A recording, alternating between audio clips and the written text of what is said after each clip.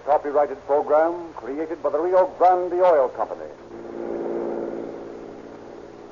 Calling all cars, attention all cars, attention all Contra Costa County Sheriff's cars, broadcast 117.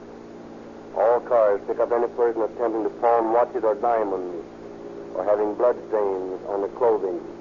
Such a person may be the murderer of Harry Whitted, a jeweler of Crockett, who was murdered this morning in his store. That's all.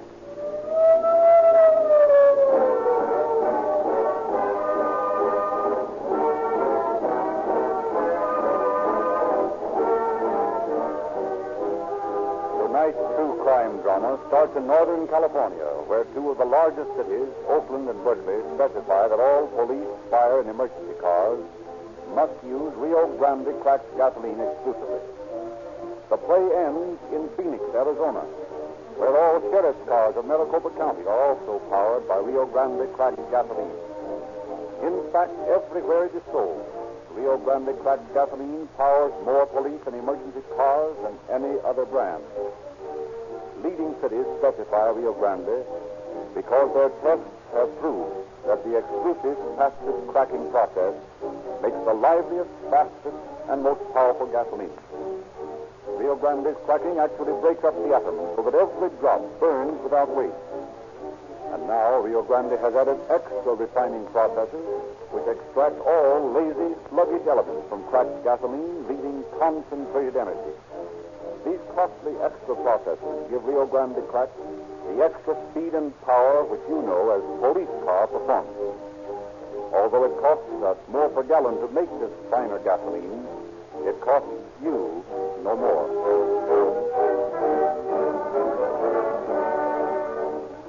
And now it is our great pleasure to present Sheriff Miller of Contra Costa County, who will speak to you from the studios of station KFRC in San Francisco. Sheriff Miller.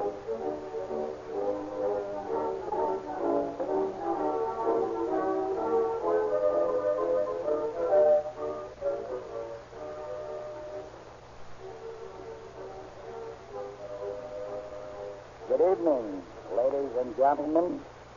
Much of the work of catching a criminal is just that. Work. Hard work. Days upon days of it. Work that is done in quiet, undramatic offices. Work that comes off the mimeographic machine, and that is done through microscopes. Work that takes the form of countless questions on scores of worthless leads. It is often discouraging, tiring, brain-breaking work. But there is one thing which cheers the peace officer, no matter how low his spirits may drop, and that is the knowledge of the fact that sooner or later the criminal must meet his accounting with the law. The knowledge of the truth of the truism. Crime doesn't pay. Listen carefully to the story you are about to hear. See what happened to this man who committed murder and escaped, leaving behind him no tangible clue. Escaped with thousands of dollars of valuables. Listen carefully to his story. See how he profited by his spoil. And note the circumstances under which he was captured. And then, 30 minutes from now, ask yourself if you honestly believe that crime can ever pay.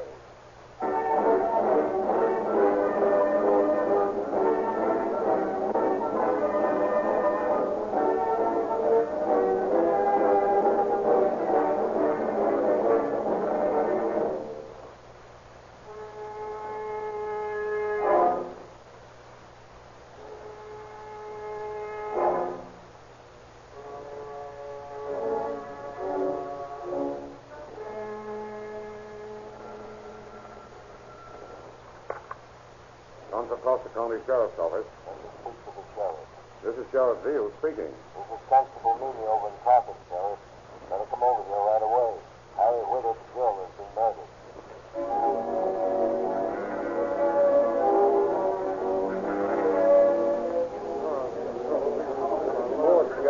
Burns has been awful beaten. Have they notified his wife? I don't know. Here comes the sheriff now. Where is the body, Constable? Back here in the optical room.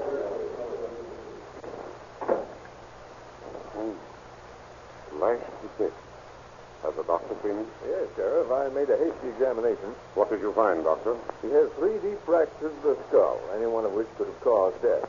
And as you see, he's been nearly decapitated. Find any clues, Constable? No fingerprints at all, Sheriff. There's a lot of stuff stolen, though. If you get an inventory of the stock... Probably can't. Well, I don't know. Harry was very careful about keeping books. Yes, but he's dead. Who would know about his business? Well, there's Mrs. with it. Has she been notified? Not yet. I was waiting for you. Well, you'd better notify us what's happened. Right away. Oh, wait just a minute. Remove the body to the coroner's office first and clean up the blood. No use in needlessly torturing the poor woman. Yes, sir. While you're taking care of that, Constable, I'll flash the state teletype and the radio to look for a suspect with blood-stained clothes.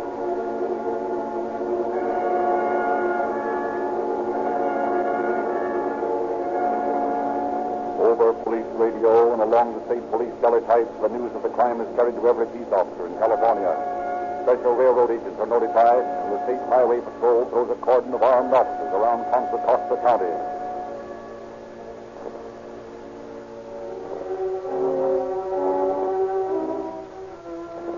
Meanwhile, the Constable Meany goes the painful task of informing Mrs. Whitted of her husband's murder. The gentle lady, prostrated with grief, nevertheless manages to pull herself together when the constable explains that the officers are in need of her help in their work of apprehending the killer. A little while later, she accompanies the constable to her husband's store. Sheriff, this is Mrs. Whitted. I appreciate your coming down at this time, Mrs. Whitted. I hate to have to request your assistance, but every moment counts. Yes, I understand, Sheriff. I'm quite willing to help you, although I don't know what good it will do with Harry gone. Well, we must do everything we can to catch the criminal. Was he? Did he die quickly, Sheriff? Or was he insane? I'm sure he died quickly, ma'am. Well, why can't I see him? The constable said you gave orders. Just a matter of form, ma'am. He's at the coroner's. An autopsy, you know. You may see him soon. He was all I had, Sheriff. All I had in this world. Ma'am, I understand. Now, if you would just answer a few questions. Yes, of course. I'm sorry, Sheriff. Now, apparently, many things have been stolen from the showcases, and the safe has been rifled. Yes, there are several things missing. I can tell. Right there in that tray was where my husband always put the watch with the hunting case. It was a good watch, but nobody buys hunting cases anymore. I guess he's had that one in stock for 50 years. Yes. But what we want to know is, Mrs. Whitted, did your husband keep an inventory of his stock? Is there any way of telling what is gone? Oh, yes. There's a ledger in the safe with every item in it. Yes, here it is. There you see. Here are the rings, for instance. The make, size, and weight of the ring are entered here. And these marks correspond with the marks my husband put on the inside of every ring. So fine they could only be read with a magnifying glass. Then, when the ring was sold, he always wrote the word sold in this column. Then it will be possible, by checking the remaining stock against this book, to know exactly what merchandise was stolen. Yes, I guess it will be. Well, I must say, Mr. Whitted kept very thorough books. Yes, Sheriff. My husband was a very thorough man. Well, Mrs. Whitted, if you don't mind, we'll check over the stock right away. Every moment counts, you know.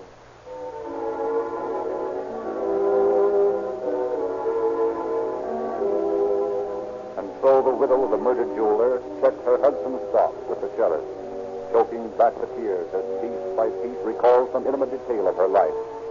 Some recollection of an association abruptly and permanently terminated. It is a ghastly task, but the brave woman sees it through, and hours later the sheriff is in possession of his first real clue, a complete list of the stolen goods. That afternoon, he checked with his deputies at headquarters. Boys, I'm having a list of stolen goods mimeographed. And by tomorrow morning, it will be in the hands of the pawn shop details of every police department in the state. That ought to be our biggest single help. Sooner or later, this guy'll have to pawn some of the stuff. What makes you so sure it's a one-man job, Lancaster? Well, I just have a feeling it was. I don't know why. Pick up any dope when you were questioning Whitted's acquaintances? Nothing of any value. He was well thought of in Crockett. Didn't have any enemies that I could find out about. Strange thing. Such a bloody, vicious murder. I can't understand it. Well, I can tell you one thing. We're going to have a job on our hands after we catch the guy. Why? The people over in Crockett are in an ugly mood. They're talking about lynching. Oh, let them blow off steam if it makes them feel better. But I can assure you, Lancaster, there won't be any lynching. Not while I'm sheriff.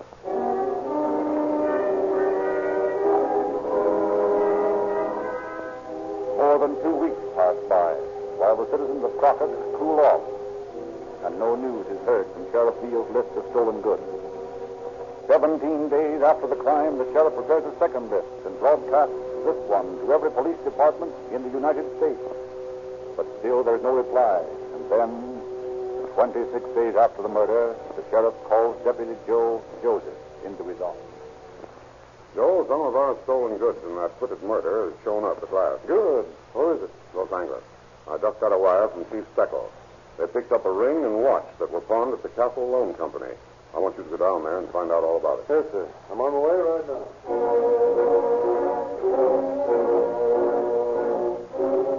Next morning, Joe Joseph interviews the proprietor of the pawn shop in Los Angeles.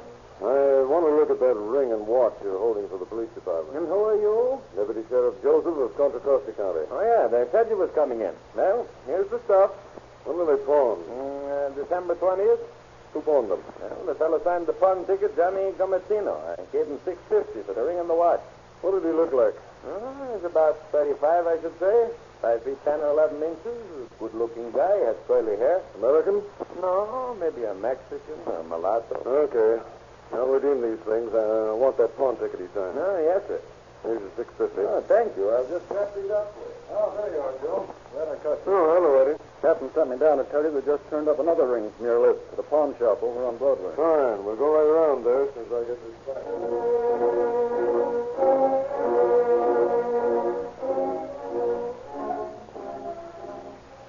What name did the man use who pawned this ring? Well, let me see now. It is right here on the pawn ticket. Mike Avilos. Let me see that ticket. All right. All right. I'll redeem the ring and take the ticket with me. What did this Mike Avilos look like? Well, I'll tell you. He might be a Mexican. I don't know. He was a good-looking fellow with black curly hair, but he was 35 years old, I think. And, well, I guess he was about 5 years.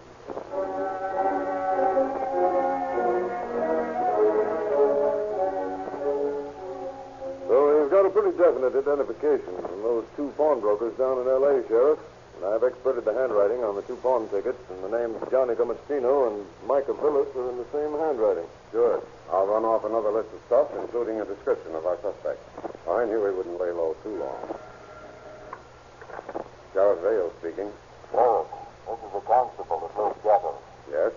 See, there's a bus driver by the name of Caldwell on the run between Santa Cruz and San Jose. He's bought a watch listed on your circular. That's fine. Where can we find him? Probably at the station depot at San Jose. Okay, Constable. Thank you very much. Joe, I want you and Bill and Dick Jocelyn to go down to San Jose. Find a bus driver by the name of Caldwell who's on the Santa Cruz run. He's got one of those watches. Okay. Now I'll get the boys and we'll get started right away.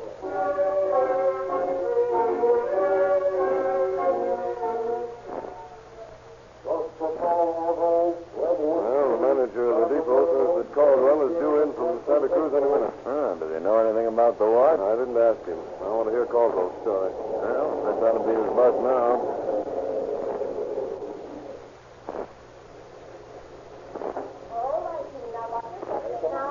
All right, come on, let's talk to him. Okay. Just a minute, buddy. I want to talk to you. Yeah? What about? You bought a watch the other day, didn't you? What up? No, don't get stuff. We're officers from Contra Costa County. Oh, well, that's different. Mind letting us look at that watch? No, here it is. Got that list, Jack? Yeah, right here. Elton, 17 Jewel. Movement number 67309-652. 67309. Yeah, here it is. Where did you get this watch? watch, buddy? Well, a guy that rides a bus now and then offered it to me for $8. This watch is worth over 50. Didn't you suspect anything when they offered it for 8? No, only I was afraid it wouldn't pass the railroad inspection. He said it would, so we took it across the street to the jeweler's, and he said it was okay. When I asked the boss to give me an advance, that's the credit for the pot. He told me it wasn't. Said he wanted in a poker game in Santa Cruz. Well, the watch is hot. Red hot. Who's this bird that sold it to you? I know his name. I've seen him just a few times when he rides the Santa Cruz run with me. What does he look like? Well, he's Mexican, maybe. Got black curly hair. He's about 5'10" and weighs about 170. That's right. How'd you know? We know a lot about him, but we don't know his name. Sure you can't help us out on that? No, I can't. A friend of mine down in Santa Cruz knows him, I think. You might ask him. What's his name? Stanley Lentz. He hangs out at the Pacific Pool Hall. Okay. Joe, you better get Chief Black to help you look over the pawn shops here in San Jose. Right. Bill and I will go down to Santa Cruz and see Mr. Lentz.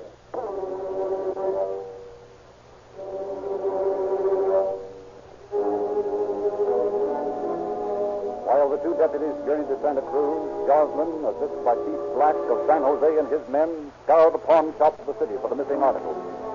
After an intensive day's work, Joslin discovered one of the rings in a pawn shop run by Isidore Levine. You say you pawned this ring twice? Sure. Once on December 27th, I lent this fellow $23 on it. Then on the 29th, he come back and redeemed it. But that night, he come back again. And he tells me he lost all his money gambling, so he wants a little more on the ring. So I gave him $27 that time. Let me see those tickets. Sure. Yes, here you are. Thanks. Look here. One ticket is signed Pete Sanchez and the other Pete Hernandez. So they are. I never noticed that before. You sure the same fellow brought the ring in? Positive. So am I. The handwriting's the same. And if you ask me, it's the same as the handwriting on the pawn tickets we found in Los Angeles. While Joslin is definitely verifying the comparison of handwriting on the San Jose pawn tickets, Under Sheriff William Beale and Deputy Joseph have located Lentz in the Santa Cruz pool. Len, we're looking for a guy, and we think you know who he is. Well, that all depends. Who are you looking for? Fellow that sold your friend Caldwell a watch a little while back. He's about 5'10", looks like a Mexican. Age about 35. You know who I mean. Don't know anybody like that. You better think careful, Lens. We're investigating a bad beef. I ain't involved. Yeah, well, how do we know? They searched for murder in this case, you know. Yeah, but I ain't... No. Nobody's accusing you. But we just want to know about this friend of yours. What's his name? And I don't know anybody like that. Only Mexican Dan. Mexican Dan what? That's all I know. Where does he live? I ain't sure. Think hard. Well, maybe he's over at the Toltec Rooms. I ain't sure.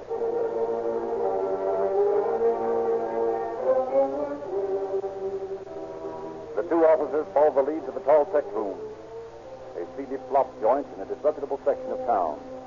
A frumpy landlady greets. Yeah, what do you want? Is reported by the name of Mexican Dan registered here? No. Age about 35, height 5'10", good looking, curly black hair. You're sure he isn't here? You're Coppers, ain't you? Mm-hmm, that's right. Well, now I think of it, I believe I do know who you mean. Yeah, he registered here a week ago and paid up his rent. But he ain't here now. Left in a hurry last night. What's his last name? I never did hear him tell us. I think it's Dutrix or something like that. Well, you've got a register here, haven't you? Yeah. And his name ought to be on it, shouldn't it? Yeah, I guess so. I never looked. No, it's likely you didn't. Let's see that register. Here you are. You say that was about a week ago? Yeah, that's right. Here it is, Joe. Dan Drosh. How about it, ma'am? Was his name Drosh? It might have been. Matter of fact, you're mighty sure it was, now that you've thought it over, aren't you? Well, yes. I guess it was. What else do you remember now that you've given the matter mature consideration? That's all I know about him. Don't remember, for instance, where he said he was from. No, well, I ain't sure. No? Seems like I heard him say he had some relatives living in Merced. That's fine, ma'am. Nothing like a gold star to refresh the memory, is there? Come on, Joe. Now, look, Joe, I'm going to hang around here and see if I can pick up anything else on this bird. And I want you to get over to Merced and see what they know about him over there. Okay.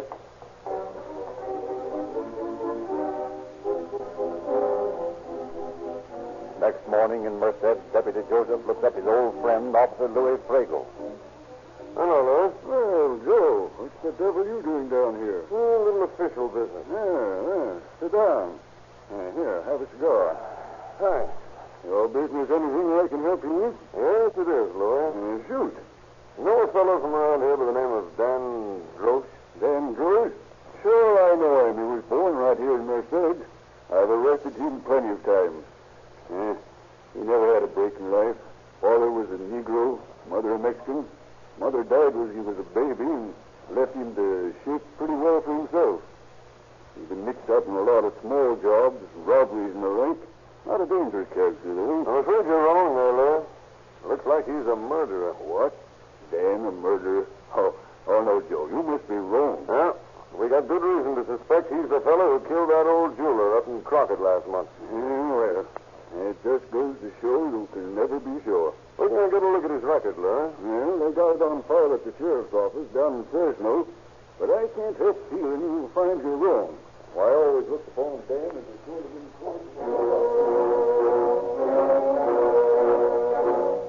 Deputy Joseph rushes to Fresno, obtains a copy of the criminal record of Dan Grosh, and returns to report to Sheriff Field in Martinez. Well, Sheriff, I think we've got an identification at last. Fine. What is it? A man named Dan Drosh from Merced sold that watch to the bus driver in San Jose. His signature on the hotel register and the signature on his criminal record, which I got in Fresno this morning, tallies with the handwriting on all his pawn tickets. Now, just look at this record. Petty larceny, robbery, forgery, grand theft, reform schools, county jails, penitentiaries. And here's his picture and complete fingerprint classification. Well, at last we've got what we're looking for. I'll get out new circulars describing this man as the murderer, and I'll have them in every police station and post office in the United States and Canada by the end of the week. I sometimes wonder how much attention people pay to those men-wanted circulars. Well, this time I'm going even further. How's that? I'm going to have the story of the murder and these pictures set up and make maps from them. And I'll send those maps to every newspaper in the country asking them to give the story prominent space. That's a good idea. I'll make a policeman out of every man, woman, and child in this country. But I'm not going to stop until I send this bird where he belongs.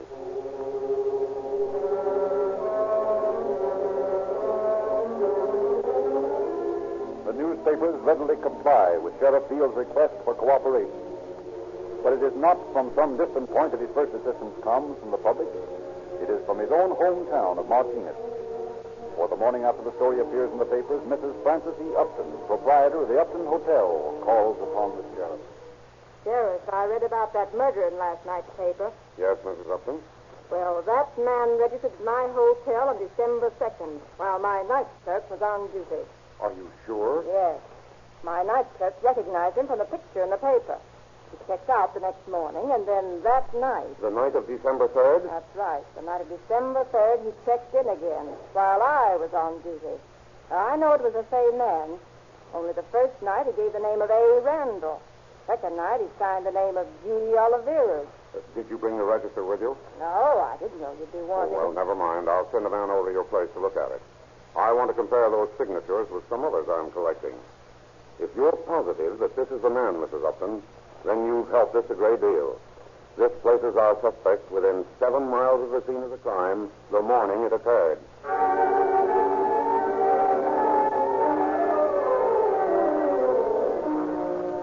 The signatures on Mrs. Upton's register do closely resemble the handwriting of the signatures on the pawn tickets. And Sheriff Field is now absolutely convinced that Dan Grosh is the murderer. But despite the constant vigilance of the police, despite the ceaseless work of the deputy sheriff, week after week goes by and no trace of Grosh.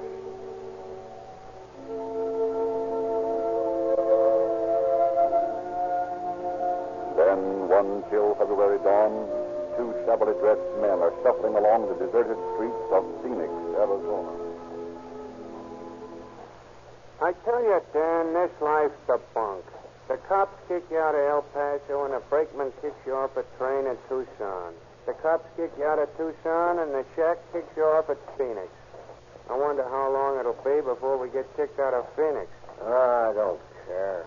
I wouldn't care about anything if I could only get some grub in me. Yeah, maybe if we got something to eat, we wouldn't be so cold. Yeah. You know, Dan, we ain't dumb. Why don't we team together and knock over a bank or something? Then we could eat for a while. Hot dough don't stick with you. What do you mean? Oh, I don't know, but I pulled a job a couple of months back. Got away with a nice poke full of hot jewelry, but it never done me no good. What do you mean? Oh, I pawned a few pieces, and I figured I was hot. So I started to El Paso, and I went into an old pal of mine. I used to know in the big house. You know what that dirty so-and-so done? No, what? Well, while I was sleeping one night in the jungle outside of Lordsburg, New Mexico, he swiped my poke and took it on the lam. Can you imagine that? The dishonest rat. Yeah. Hey, Harry, look. What? There's a bread wagon standing in front of that grocery store, and the driver's going around back. Let's have ourselves some breakfast. Okay. You keep your eyes open for the driver, and I'll snatch some buns. All right. Coast clear? Clear.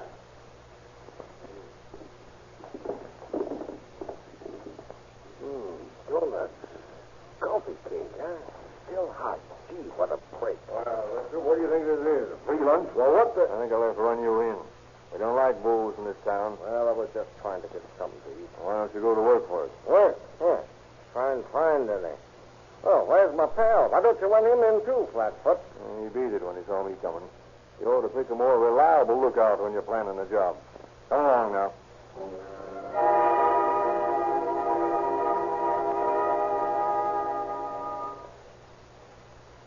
What you got this guy, Tom? A drunk?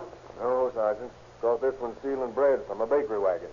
What's your name? Dan, Sanchez. What? Dan Sanchez. Sure it isn't Dan Grosh. What? No, it's Dan Sanchez. You did a good job this morning, Tom. Probably earned yourself a little reward. Oh, what do you mean? This man is wanted in California for robbery and murder. Hey, what are you talking about? Look up there on the wall. There's a nice picture of you. And in case you can't read, it says, wanted for murder and robbery, Dan Grosh.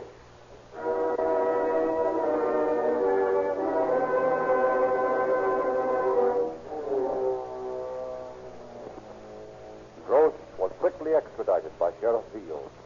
Brought to trial, he pled guilty by reason of insanity. But the jury was unimpressed by his plea, found him sane, and then found him guilty of murder in the first degree. There was no recommendation of clemency.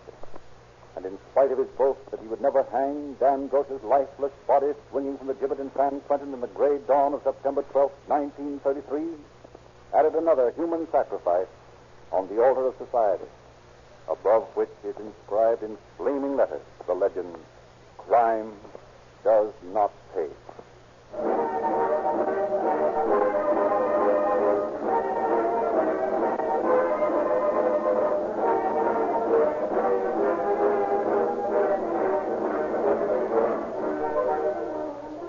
There are several million motorists listening tonight who were induced by this broadcast to try Rio Grande cracked gasoline. You discovered that Rio Grande really was a different gasoline with advantages possessed by no other brand.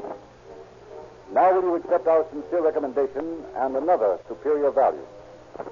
When you buy oil, ask your Rio Grande dealer for Sinclair motor oil. The entire petroleum industry acknowledges the leadership of Sinclair in producing a canned motor oil which is free from wax and which all useless petroleum jelly has been extracted, and which lubricates perfectly at the hottest or coldest temperatures where other oils break down. Every technical expert will admit that at only 25 cents for a quart can, Sinclair Opaline motor oil is the greatest oil bargain on this market. Sinclair Pennsylvania motor oil sells for 30 cents for a quart can.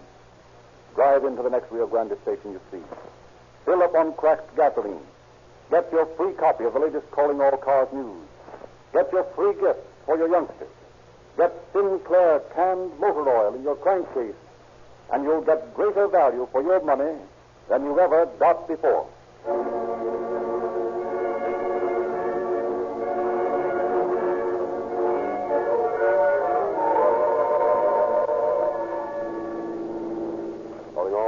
Attention all cars. Attention all Contra Costa County Sheriff's cars. Cancellation broadcast 117 regarding a murder in Crockett. Suspects in this case are now in custody. That's all.